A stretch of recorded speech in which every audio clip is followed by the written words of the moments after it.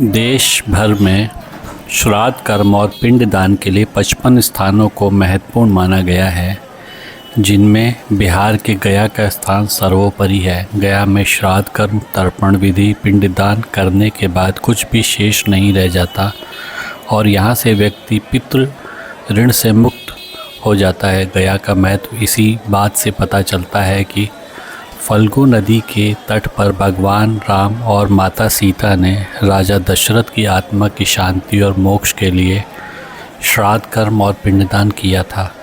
महाभारत काल में पांडवों ने भी इसी स्थान पर श्राद्ध कर्म किया था। वायु पुराण, गरुड़ पुराण और विष्णु पुराण में भी गया शहर का महत्व बताया गया है। इस तीर्थ पर पितरों को मोक्ष की प्राप्ति होती है, इसलिए गया को मोक्ष की भूमि भी कहा जाता है। गया शहर में हर साल पितृपक्ष के दौरान एक मेला लगता है, जिसे पितृपक्ष का मेला कहते हैं।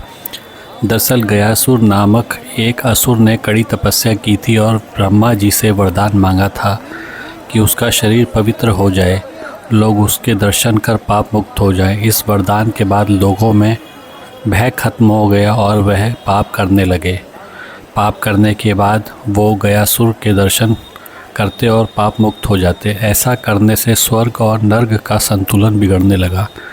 बड़े बड़े पापी भी स्वर्ग पहुंचने लगे। इन सब से बचने के लिए देवतागण गयासुर के पास पहुँचे और यज्ञ के लिए स्थान की मांग की। गयासुर ने अपना शरीर ही देवताओं को यज्ञ के लिए दे दिया और कहा, आप मेरे ऊपर ही यज्ञ करें। जब गयासुर लेटा तो उसका शरीर 5 कोस में फैल गया और यही 5 कोस आगे चलकर गया बन गया। गयासुर के पुण्य प्रभाव से वह स्थान तीर्थ के रूप में जाना गया।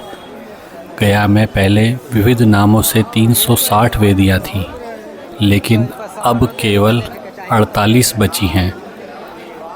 गया में भगवान विष्णु गदाधर के रूप में विराजमान हैं।